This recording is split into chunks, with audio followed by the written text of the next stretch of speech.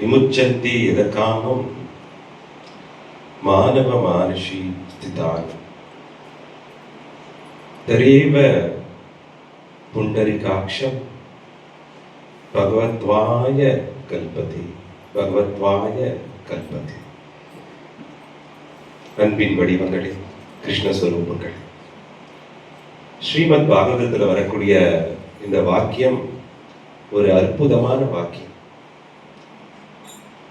ஒரு பக்தனும் பகவான் ஆகலாங்கிற உறுதுணைய அந்த சத்திய பிரமாணத்தை உணர்த்த கூட ஒரு வாக்கியம்.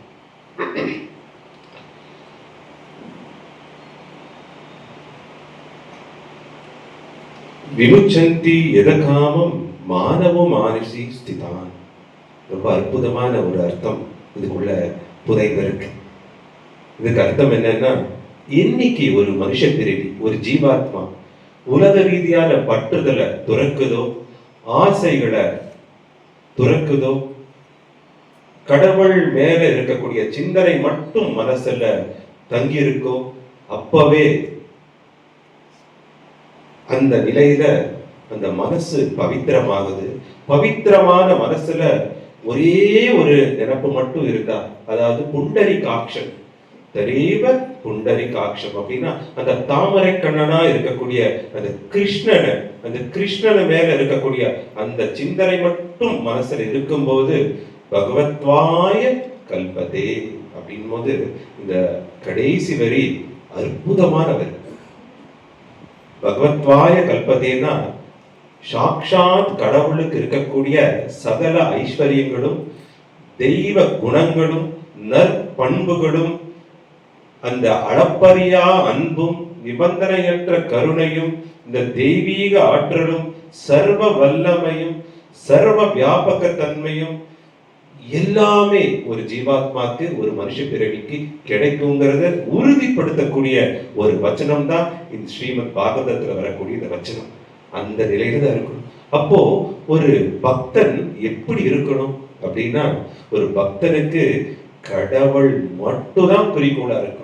கடவுளும் வேணும், பொருளும் வேணும், கடவுளும் வேணும், வாழ்வாதாரமும் வேணும் அப்படிங்கிற அந்த பிரித்து பார்க்கிற அந்த நிலை இல்லாம, நாம் பூலோகத்துல பிறந்த நோக்கத்தை, பிறப்பின் நோக்கத்தை நான் உணர்ந்து கடவுளை அடையிறது, கடவுளை உணர்றது தான் ஒரே குறிக்கோளா இருக்கும் போதுதான் உலக ரீதியான ஆசையிலிருந்து அவங்களால விடுபட முடியும்.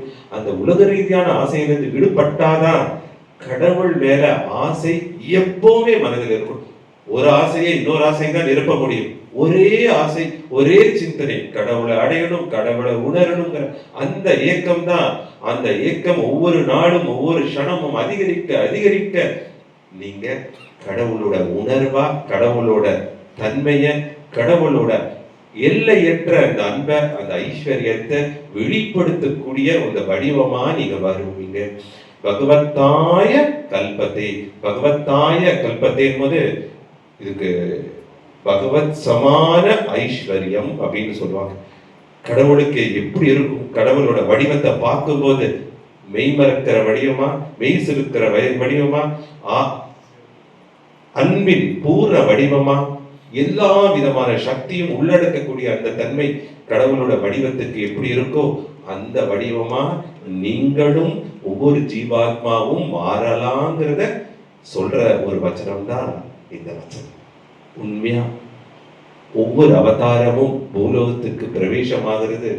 ஸ்ரீராம அவதாரம் ஆகட்டும், கிருஷ்ண அவதாரம் ஆகட்டும், சாய் அவதாரம் ஆகட்டும், எல்லாமே இந்த சத்தியத்தை உணர்த்துறதுக்காக. உங்களுக்குள்ளேயும் அளப்பரியா தெய்வீக ஆற்றல் இருக்கு. நீக்க மரன் நிறைந்திருக்கும் அந்த பரபிரம்மத்தை நீங்க உணரும் போது எல்லாத்துக்குள்ளேயும் இருக்கக்கூடிய பரமாத்மாவை நீங்க உங்க ஞான கண்ணால அதை பார்க்கும்போது நீங்களும் கடவுளோட வடிவம் தான் அப்படிங்க நீங்களும் உணர்வீங்க. ஏன்னா நீங்க எல்லா இடத்துலயும் கடவுளை பார்க்கும்போது நீங்க கடவுளாதான் இருக்க முடியும். கடவுளோட நிலை தான் உங்களுக்கு கிடைக்கும். இதுதான் சத்தியம். இது சத்தியம், இது சாத்தியம் கூட. இதுதான் ஒவ்வொருத்தரும் உணர்வு.